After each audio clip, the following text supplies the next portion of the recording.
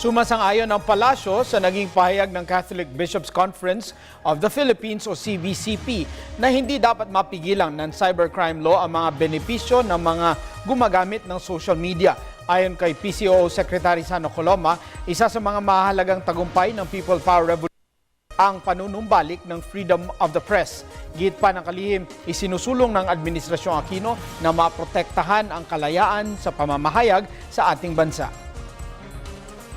Sang-ayon po kami sa sinabi nila dahil ang pamahalaan ay isa sa mga pangunahing tagapagtaguyod ng kalayaan sa pamamahayag.